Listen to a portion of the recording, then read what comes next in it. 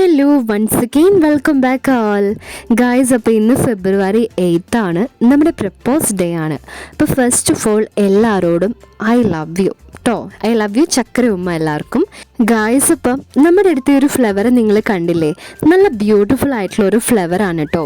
കണ്ടാൽ നമ്മുടെ നീലക്കുറിഞ്ഞിനെ പോലെയൊക്കെ ഉണ്ടെങ്കിലും നീലക്കുറിഞ്ഞിയല്ല, നമ്മുടെ വയനാടൻ കുറിഞ്ഞിയാണ് കേട്ടോ. അപ്പം നമ്മുടെ ഈ ഫ്ലവറിൻ്റെ പേരെന്താണെന്നല്ലേ നിങ്ങൾ ഗസ് ചെയ്യുന്നത്? നിങ്ങൾക്ക് തോന്നുന്നില്ലേ നമ്മുടെ നീലക്കുറിഞ്ഞിയായിട്ടുള്ളൊരു സിമിലാരിറ്റി നമ്മുടെ ഈ ഫ്ലവറിന് ശരിക്കും ഉണ്ട്. ആ ഒരു കളറും പിന്നെ എന്താ പറയുക, നമ്മുടെ ഈ ഫ്ലവറിൻ്റെ പേരാണ് കറിവേപ്പില പൂവ്. ആ പേര് വന്നപ്പോൾ തന്നെ നിങ്ങൾക്ക് മനസ്സിലായിട്ടുണ്ടാവും എന്തുകൊണ്ടായിരിക്കും ഇതിന് കറിവേപ്പില പൂവ് എന്നുള്ള പേര് വന്നതെന്ന്, അല്ലേ? അപ്പം നമ്മുടെ ഈ ഫ്ലവറിന് മൊത്തത്തിൽ കറിവേപ്പിലേൻ്റെ സ്മെല്ലാണ് കേട്ടോ. അപ്പം ഞാൻ ആലോചിക്കുന്നത് ഇനി കറിവേപ്പില വേണ്ട, നമ്മുടെ ഒരു ഫ്ലവർ കറിയിലൊക്കെ ഇട്ടാൽ മതി എന്നാണ്. അത്രയും സ്മെല്ലാണ് കേട്ടോ നമ്മുടെ കറിവേപ്പില തന്നെ. ഈ ഒരു ഡേ ഞാൻ ഈ ഒരു ഫ്ലവർ നിങ്ങൾക്ക് എല്ലാവർക്കും വേണ്ടിയിട്ട് ഡെഡിക്കേറ്റ് ചെയ്യാണ് കേട്ടോ.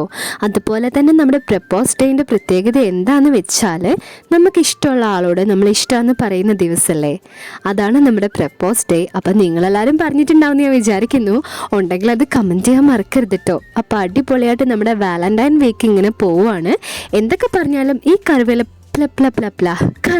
പൂ എനിക്ക് ഒരുപാട് ഫേവറേറ്റ് ആയിട്ടോ. നല്ല ബ്യൂട്ടിഫുൾ ആണ് കാണാൻ.